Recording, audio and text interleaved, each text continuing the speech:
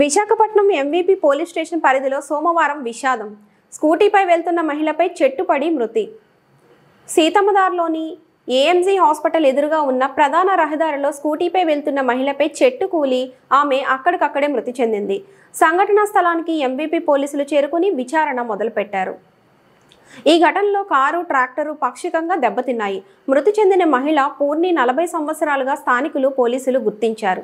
ఘటనకు సంబంధించి పూర్తి వివరాలు తెలియవలసి ఉందని పోలీసులు పేర్కొన్నారు.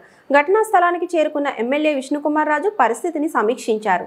రెస్క్యూ టీంతో హుటాహుటిన చెట్టును కట్ చేస్తున్న సిబ్బంది అధికారులు.